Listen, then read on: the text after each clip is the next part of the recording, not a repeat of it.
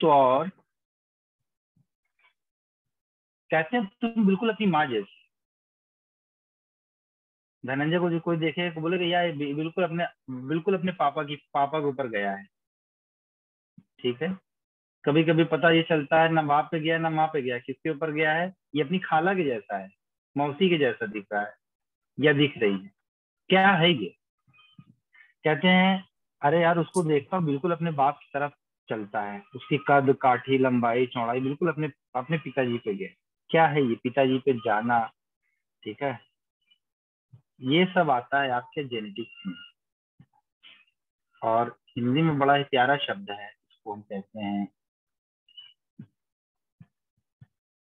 आनुवांशिकी।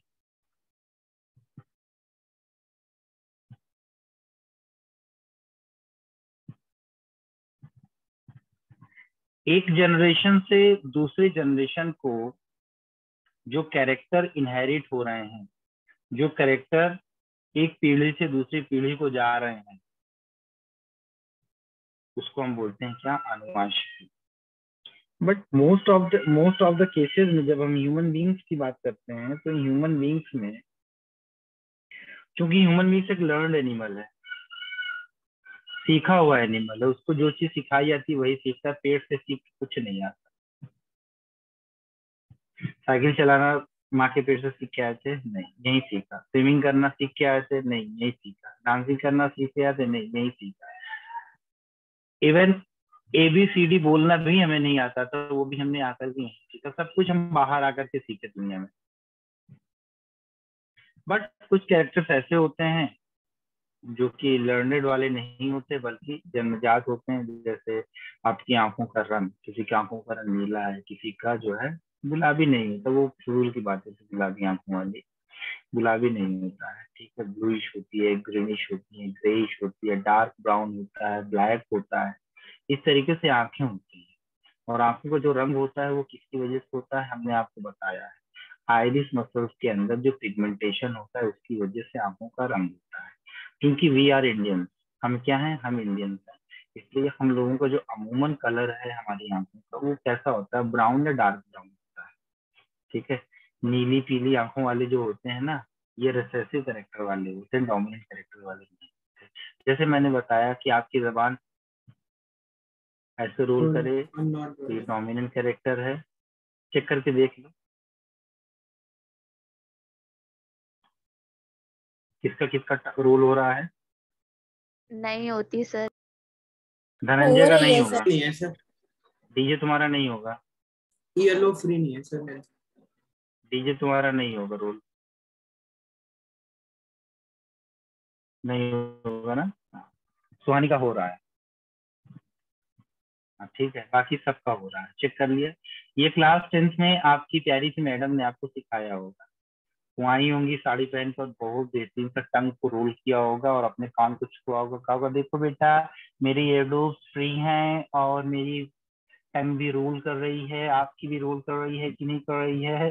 तो आप लोगों ने कहा होगा यस मिस रोल कर रही है है ना? तो उन्होंने कहा होगा जिसकी रोल कर रही है वो डोमिनेंट है, जिसकी नहीं कर रही है वो रिसेसिव है। ठीक गए? यस मैडम, बताओ तालियां, आपने क्लैपिंग भी कर। मैडम खुश। पूरी एक क्लास जबान को रोल करने में। ठीक है। तो उसके अलावा आपकी आंखों का रंग जो है ये भी इनहेरिट होता है माँ बाप से। हेयर का कलर माँ बाप से इनहेरिट होता है। आपकी कद काठी जो है ये सब भी माँ बाप से इनहेरिट होता है। अब ये इनहेरिट करने वाला है कौन? इनहेरिट करने वाला आप जीन। क्लास 11th में भी पढ़ा। उसमें आपने कहा था कि सर, किसी ने कहा जीन। मतलब कितना सटीक जवाब दे दिया आपने, जीन। आपने क्या कहा? जीन। बच्चों को तो पता ही नहीं सर ये जीन क्या है। ठीक है। हमारा मामला ये है कि हम तो जनरल चीजें पहले पढ़ेंगे, इनकी ABCD पढ़ेंगे, सीखेंगे। उसके बाद इसमें बड़े बड़े भारी भारी टर्म्स हैं। NCERT को कवर करेंगे, बियॉन्ड द NCERT भी जाएंगे, क्योंकि चीजों को बहुत अच्छे से यहाँ पर कवर करना है। तो आपने कहा सर जीन जो होता है it is a part of, it is a segment of the DNA। अच्छा जी। डीएनए क्या है? क्रोमोसोम पर लोकेटेड होता है। डीएनए क्या है सर? डीएनए जो है न्यूक्लियोसोम का एक पार्ट होता है। अच्छा जी, ठीक है। न्यूक्लियोसोम क्या है सर? ये जो है क्रोमोसोम का पार्ट है। अच्छा जी, ये क्रोमोसोम क्या है? पता नहीं। अच्छा, ये डीएनए क्या है सर? डीएनए जो तो सर जेनेटिक मटेरियल होता है। अच्छा, जेनेटिक मटेरियल क्यों होता है? क्योंकि सर इस डीएनए के अंदर जो डी जीन है, उस जीन के अंदर जो हमारे इंफॉर्मेशन होते हैं, वो इंफॉर्मेशन इसी जीन के थ्रू क्या होते हैं, कैरी किए जाते हैं और आने वाली पीढ़ी को लेकर के जाया जाता है। ये तो होता है जीन के बारे में। थोड़ा जेनेटिक वोकेबुलरी के बारे में थोड़ी सी बात हम कर लेते हैं, ठीक है? समझते हुए चलेंगे हम जेनेटिक वोकेबुलरी।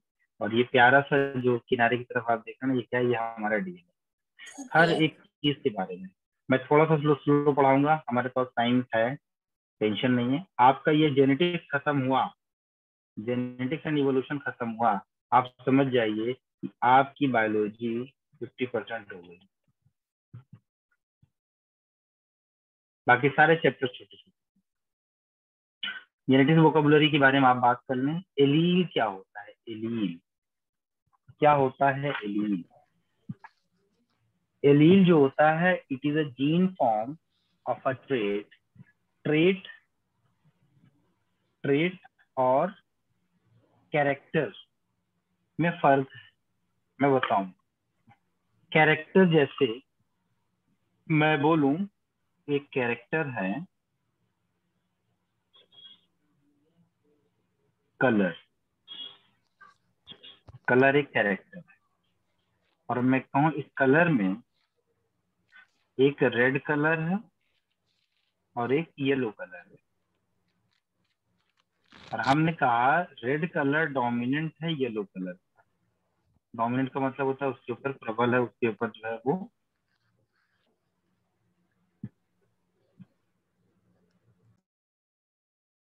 डोमिनेट कर रहा है, ठीक है? तो यानी कि यहाँ पर हमने रेड कलर लिया और येलो कलर लिया, ये इससे क्या होगा बेटा? ट्रेड। जैसे मैं कहूँ एक कैरेक्टर है क्या? लेंथ। लेंथ एक कैरेक्टर है। इसमें इसमें लॉन्ग और इसमें एक शॉर्ट है। ये क्या है? लॉन्ग है। ये क्या है? शॉर्ट है। ये दोनों इसके ट्रेड हैं। उसी तरीके से एलील के बारे में कहा जा रहा है कि हमारा ये जो एलील है, allele is a gene form of a trait represented by a letter. इसको लेटर से रिप्रेजेंट किया जाता है। That is, for example, that is a brown hair को हम रिप्रेजेंट कर रहे हैं क्या? डी को। ये क्या है? Gene form of a trait. जैसे यहाँ पर बी क्या है? बी, बी जो है एक जीन है। बी क्या है? बी जो है एक जीन है। बी क्या है? एक जीन है। अगर यहाँ पर हम कैपिटल बी और स्मॉल बी अगर कर देंगे, कैपिटल बी और स्मॉल बी अगर करेंगे, तब हम इसको कह सकते हैं कि ये सिमिलर नहीं है, बल्कि कैसे हैं? ये डिससिमिलर है। मतलब ये एलिलिक पेयर हैं। ये क्या है? एलिलिक पेयर है, बट ये क्या है? डिससिमिलर। इसको हम कह सकते हैं they are allelic pair. Allele का ये पेयर है, लेकिन ये कैसे हैं बेटे? ये हैं आपके डिससिमिलर। हेट्रोजाइगस। हाँ, हेट्रोजाइगस। अरे वाह, ये डिससिमिलर है, ये हेटेरोजाइगस कंडीशन। ठीक है। अगर ये जीन आपका ऐसे हो, कैपिटल बी और कैपिटल बी, ये भी आपके एलिलिक पेयर हैं। ये क्या है? एलिलिक पेयर है, लेकिन ये कैसे हैं? ये आपके सिमिलर हैं। ये आपके सिमिलर, होमोजाइगस। ये होमोजाइगस। अभी मैं सब चीज पढ़ाऊंगा, होमोजाइगस क्या, हेटेरोजाइगस क्या है। भले हमने आपको होमवर्क दिया था और कुछ हमारे होनहार बच्चों ने उस होमवर्क को किया ही नहीं, नजरअंदाज करके, इग्नोर करके, क्योंकि उनको तो पहले से ही सब आता है। वो तो इनबॉर्न है, इनबॉर्न हीरो, बाय बर्थ उनको सब आता है। ठीक है, उनको पता है एलील क्या होता है, डीएनए क्या होता है। जब पहली किलकारी लिए थे ना दुनिया में, उस वक्त ही उनको सब कुछ आ गया था, इसलिए उन्होंने होमवर्क नहीं किया। तो बहुत अच्छी बात है, क्या करेंगे जब सब पहले से ही आता है। गैमीट जो होते हैं, गैमीट हमारे, गैमीट को हम कहते हैं सेक्स सेल, स्पर्मेट, एग या ओवा, ये हम सब gives it gives one allele to offspring has 23 chromosomes. एक एलील अगर जा रहा है तो 23 क्रोमोसोम्स जा रहे हैं. डोमिनेंट क्या होता है? Over power the recessive trait. जैसे it represented always by the capital letter A B S. जहां कहीं भी कैपिटल लेटर को लिखा जाए तो वो कैसा बेटा? डोमिनेंट है.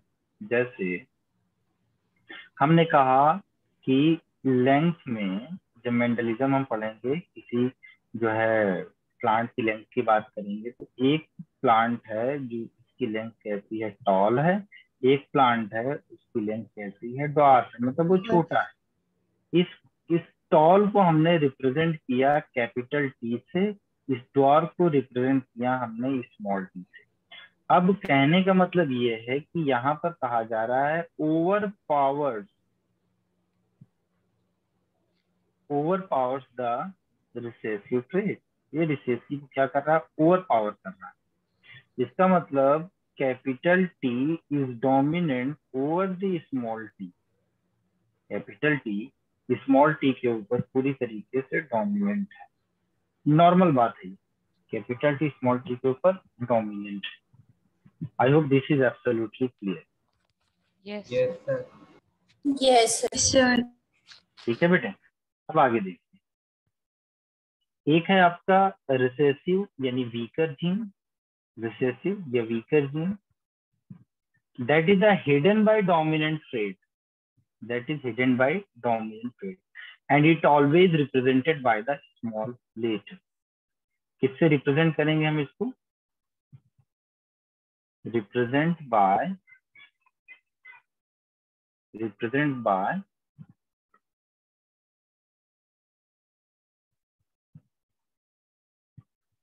small letter. represent by small letter. ठीक है.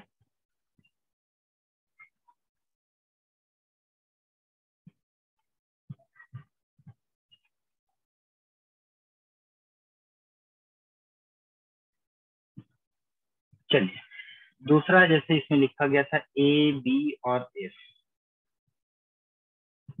आप दूसरी तरफ देखिए, यहाँ पर लिखा गया कैपिटल ए बी एफ.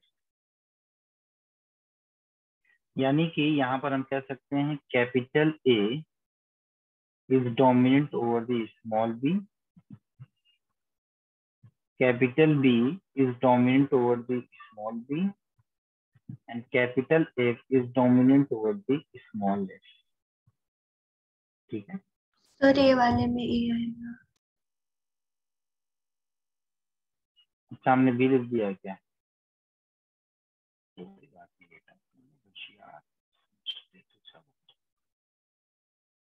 अब ठीक है ना. हेट्रोजाइगस में हैविंग डिफरेंट एलील्स और जीन, दोनों डिफरेंट डिसिमिलर होते हैं. कैपिटल एच स्मॉल एच के अलावा कैपिटल टी स्मॉल टी आप देख लीजिए. कैपिटल टी रिप्रेजेंट कर रहा है किसको? टॉल को. स्मॉल टी रिप्रेजेंट कर रहा है किसको? डॉर्फ को. हमने ये कहा कि capital T is dominant over the small T. It means the progeny appears as toll.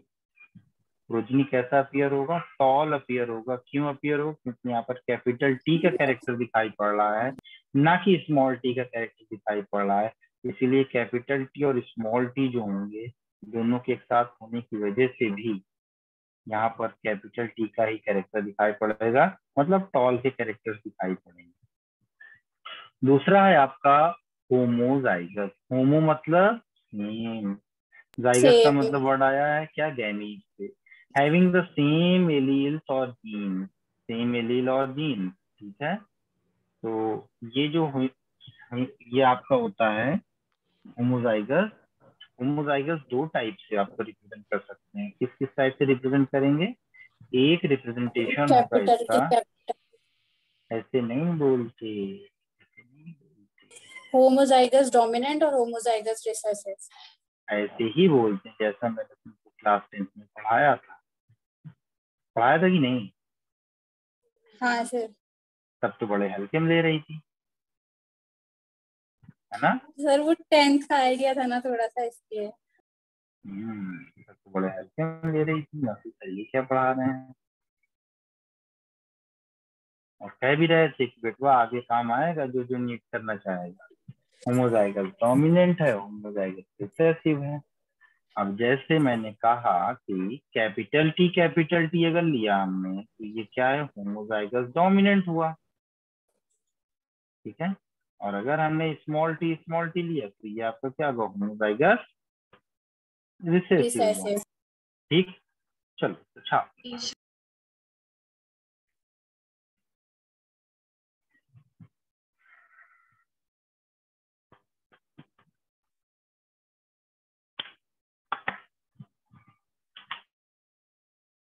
Done sir.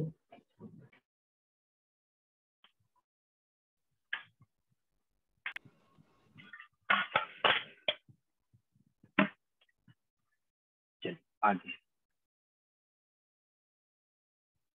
Genotype क्या होता है? Genotype the combination of the allele और letters, that is the genotype.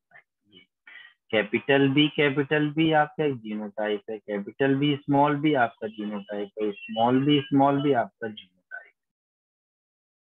Genotypic ratio की जब कभी भी बात करते हैं तो सबको रेशो लगा करके लिख लेते हैं इस तरीके से, ये रेशो बन जाता है। जैसे homozygous dominant, heterozygous, homozygous recessive. जब दो स्मॉल एक साथ हों तब वो रिसेसिव होता है, ठीक है। Yes, sir. जब एक बड़ा वाला और एक छोटा वाला दोनों एक साथ होते हैं तब यहाँ पर डोमिनेंट का कैरेक्टर शो होता है, कैपिटल बी वाला शो होगा, ठीक है ना।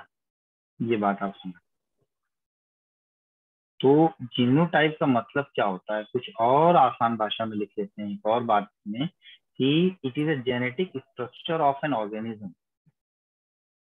It is the genetic structure of an organism,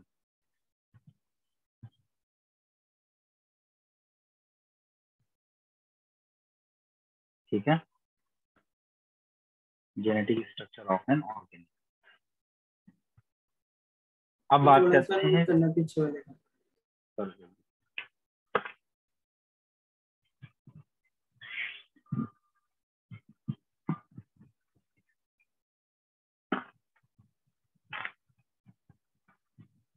done sir.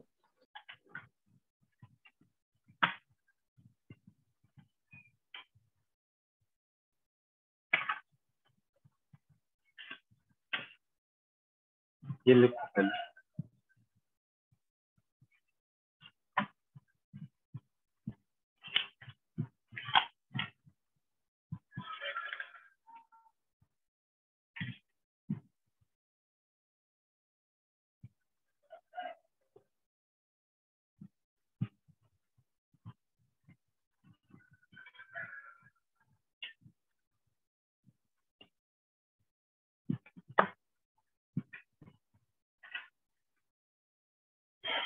क्या कहा हमने यहाँ पे?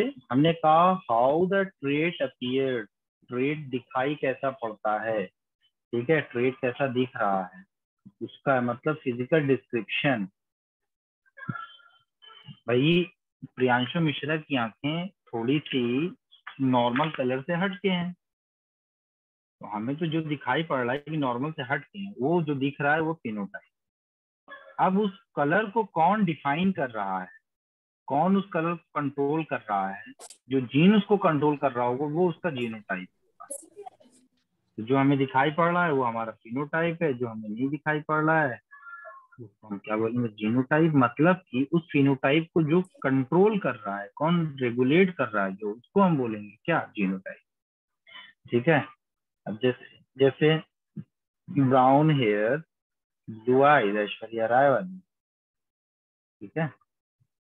इसको फिनोटाइपिक रेशियोज कैसे निकालेंगे, जैसे मैंने देखा ये देखिए सर, ये डोमिनेंट ट्रेट और रिसेसिव ट्रेट, डोमिनेंट ट्रेट और recessive trait. Is it clear? Yes, sir. Yes, sir. And always you have to know dominancy is always decided in heterozygous stage.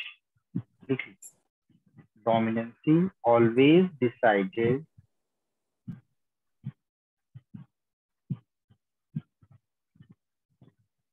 dominancy always decided in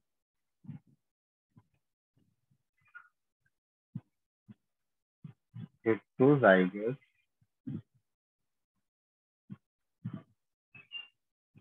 stage. Heterozygous stage में हम जो है dominancy को decide करते हैं.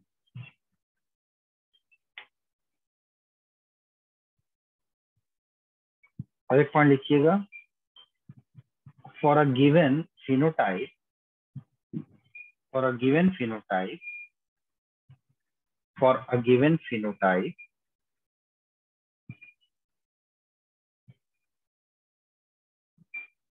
for a given phenotype there can be more than one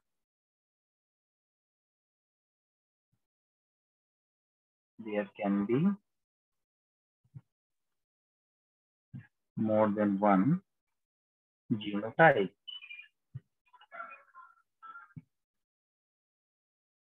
There can be more than one genotype. जैसे मैंने example में लिया आपका कैपिटल टी, ये आपका क्या है, टॉल. ठीक है, क्या है आपका ये टॉल. माइक ऑफ हो रहा है.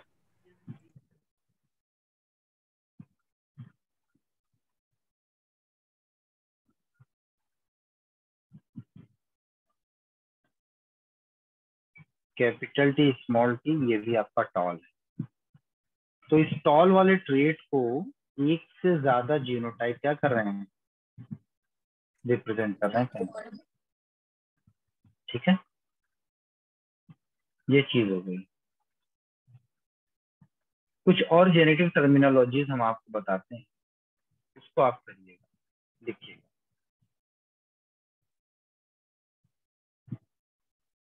एक है आपका एक्वायर्ड कैरेक्टर. क्या मतलब होता है इस एक्वायर्ड कैरेक्टर का? तो एग्जैक्टली जो सर जो में डोमिनेंट रहती है. सर जो कैरेक्टर बर्थ के बाद मिलेंगे, बर्थ के बाद एक्वायर करते हैं. बिल्कुल सही. अगर इसको लिखना हो तुम्हारे बोर्ड एग्जाम में तो क्या लिखोगे, कैसे लिखोगे? The characters acquired after the birth which were not defined, which are not present in genes. Board में आप क्या लिखेंगे मैं बता देता हूँ. बोर्ड में आप लिखेंगे the alternation in the morphology और फिजियोलॉजी ऑफ एन ऑर्गेनिज्म. लिखो the alternation in the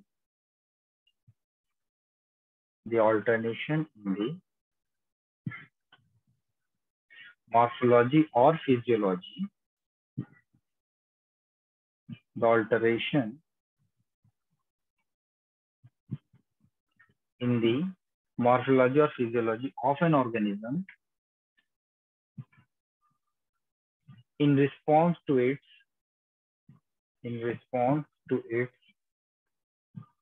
ecological factors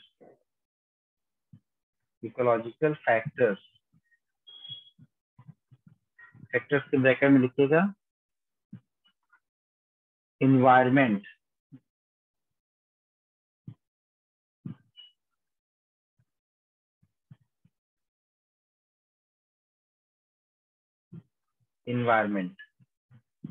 is known as acquired characters.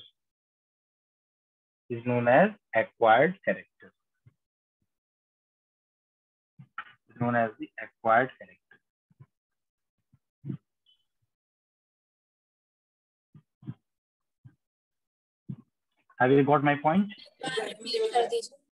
Yes, sir. The second thing is that acquired character is not inheritable.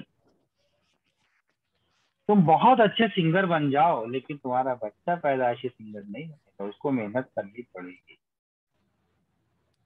मैं बहुत अच्छा teacher बन जाऊं, लेकिन हमारा जो बच्चा होगा जरूरी है कि वो टीचर बन के पैदा हो, और उसको तो पढ़ना पड़ेगा ना टीचर बनने के लिए, पढ़ाना पड़ेगा, है ना। उसी तरीके से acquired characters are usually not heritable,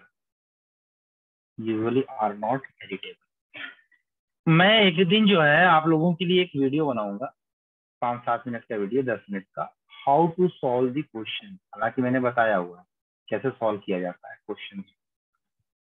बच्चे अक्सर कंफ्यूज होते हैं, ऑड क्या है, इवन क्या है, नॉट करेक्ट पूछ लेता है, इनकरेक्ट पूछ लेता है, which one is similar, which one is dissimilar, बच्चे कंफ्यूज आ जाते हैं, करें तो क्या।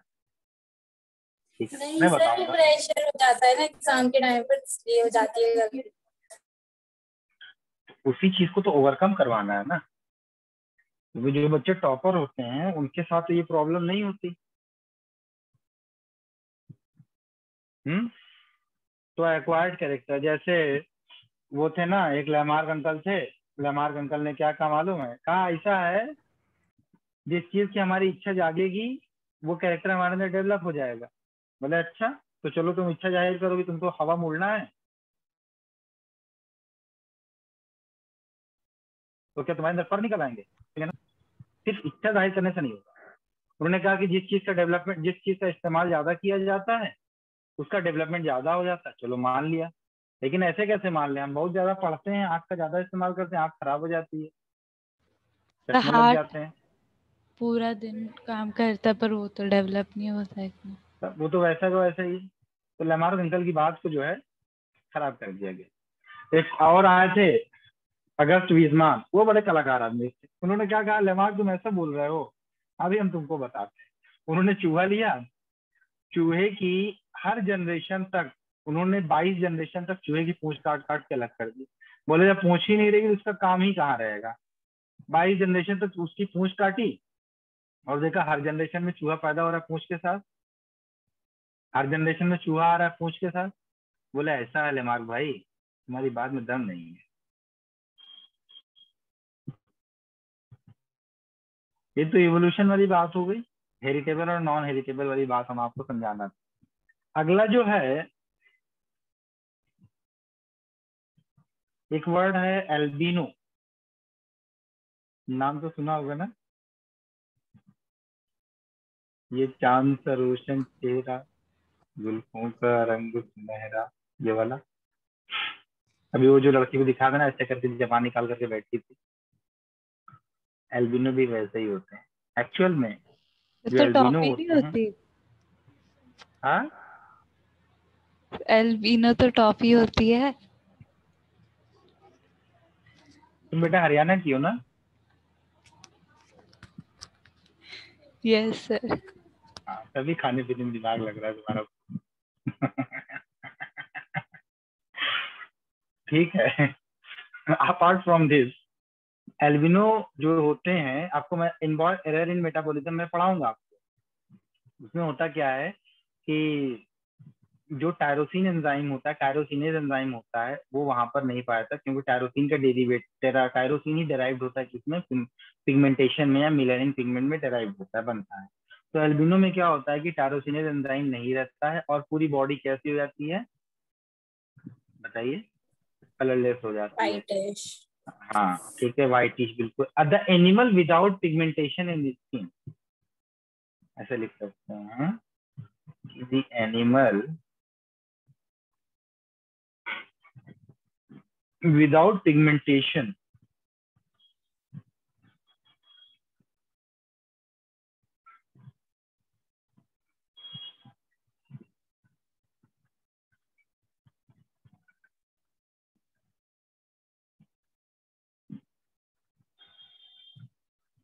क्लास 10 में आपको पूछनी होगी, विदाउट पिगमेंटेशन, ठीक है, इसको हम बोलते हैं एल्बिनो। सर टायरोसिन वाली बात भी वो आगे बताएंगे, अभी छोड़ दें, अभी फिलहाल। चलो किसी एक लाला ये बात बताओ, ऑटोसोम क्या होता जिसके एक जैसे क्रोमोसोम हो। है? जिसके एक जैसे क्रोमोसोम। अच्छा जी। नहीं नहीं सर, ये वो है जो माइटोकॉन्ड्रिया और क्लोरोप्लास्ट के पास एक प्रॉपर्टी होती है। कंफ्यूज हो गई ना तुम बेटा, पहले सही होता। हाँ बताओ क्या कह रही है। सर सेक्स क्रोमोसोम्स को छोड़ के बाकी के सारे। हाँ, सेक्स क्रोमोसोम को क्या कहते हैं? सेक्स क्रोमोसोम को एलोसोम करके कहते हैं। एलोसोम। ये किसका माइक के आसपास बच्चों की आवाज आ रही है?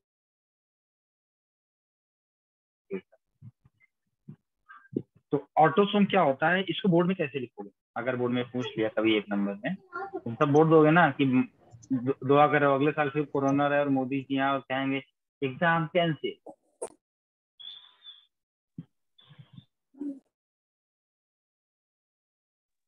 The 22 pair of chromosomes remaining the sex chromosome. पलक, वो पलक कहाँ हो तुम? तुम भी यही मना रही हो ना कि अगले साल फिर से मोदी जी रहे और जो है तो या कोरोना रहे और मोदी जी अनाउंस कर दें कि एग्जाम नहीं होगा, है ना? नहीं सर। सब समझ में आता है बेटा। चलो चलो, ऑटोसोम के बारे में ये पॉइंट लिखना कि the chromosomes which are not associated with sex chromosome, yeah, which are not associated with sex, the chromosome which are not associated with the sex are known as autosomes, except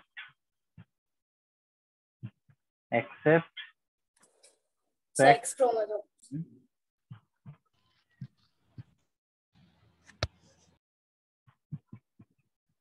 X and Y।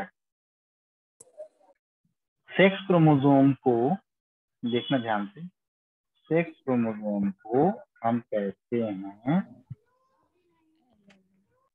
Allosome.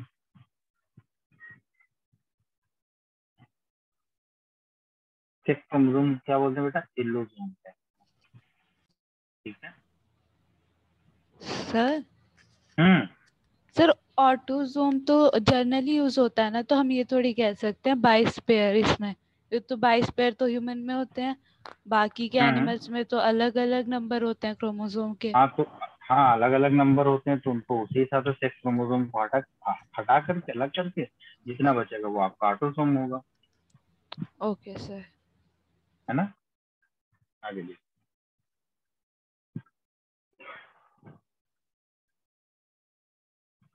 एक word आता है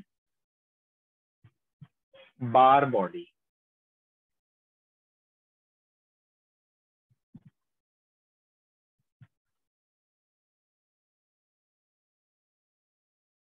क्या होता है बार body?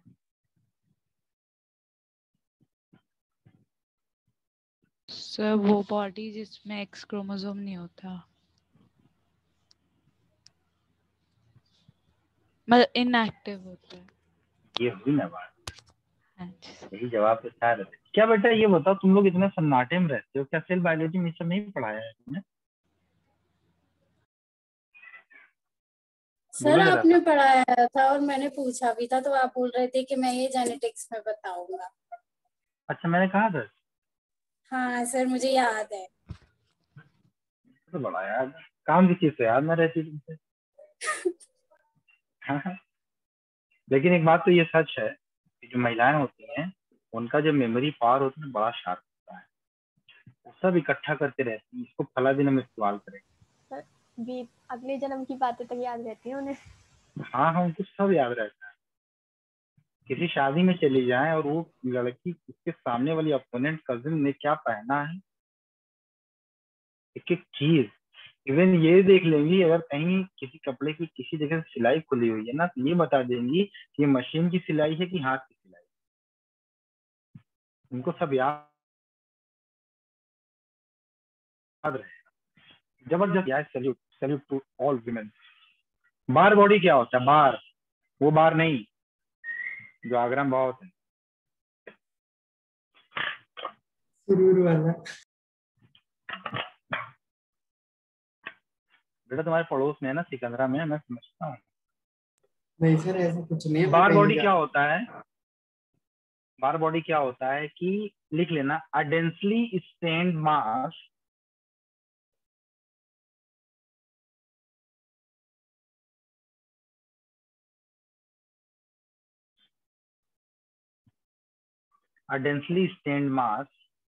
that represents an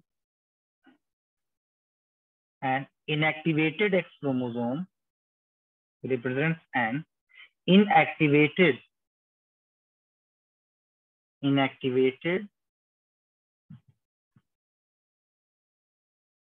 X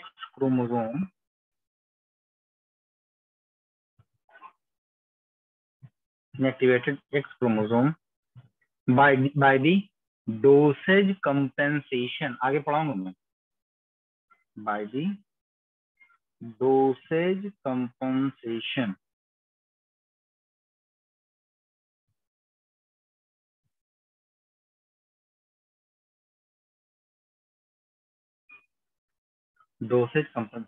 ठीक है।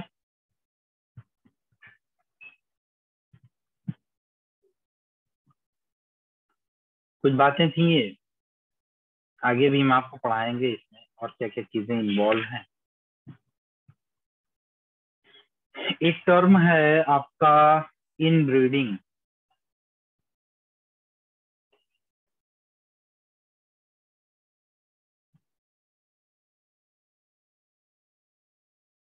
एक term आपका है inbreeding,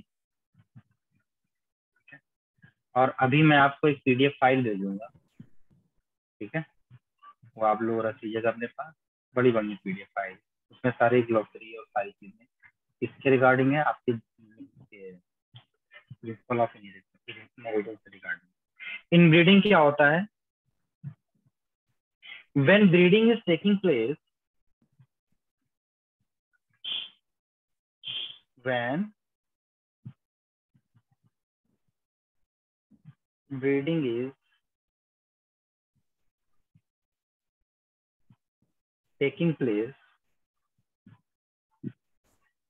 is taking place, between closely related members of same species, between closely related members of same species,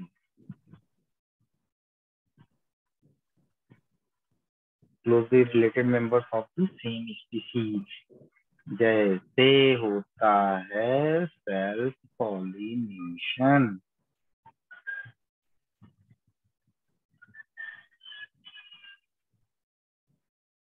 क्या होता है सेल्फ पॉलिनेशन।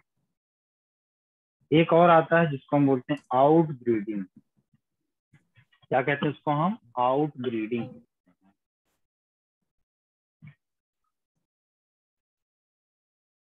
इसका एग्जांपल हो जाएगा क्रॉस पॉलिनेशन। कनेक्शन बड़ी तेज बनाते और बाद में सब भूल जाते हो यार। थोड़ा थोड़ा दिन तक याद रहता है। जैसे शादी हो जाए, शुक्ला जी के बेटी की शादी जो है पटेल जी की बिटिया के साथ हो जाए, they are not closely related, they are distantly located, दूर मौजूद। एग्जाम्पल दे रहा हूँ, इसी से आपको समझना है। यहाँ पर हमारे को मुकदमा मत करवाते हैं कि शुक्ला जी की शादी हो गई पटेल जी की, बस समझने वाली बात, ठीक है।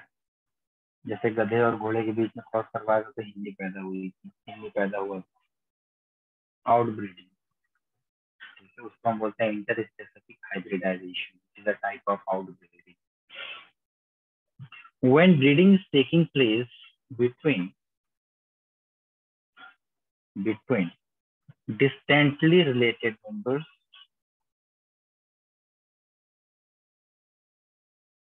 distantly related members of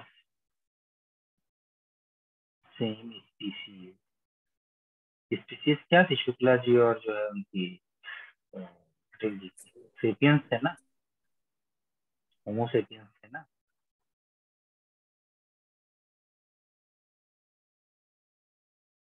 example आपका क्रॉस वाला पॉलिनेशन, क्या है? क्रॉस वाला पॉलिनेशन।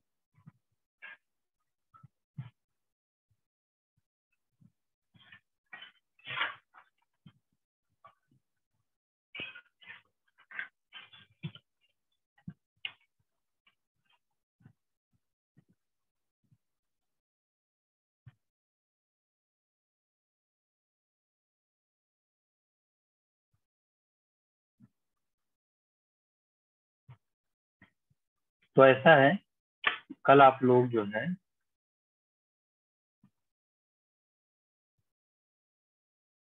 मेंडल्स लॉ ये पढ़कर आइएगा।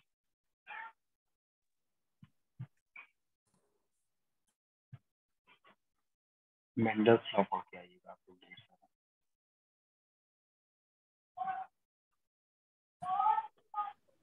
ठीक है, कल हम इससे कर सकते हैं। तो मैं आपको पीडी भेज देता हूँ। सब मैं कल ज्वाइन नहीं करूंगी क्यों? सर, कुछ काम है।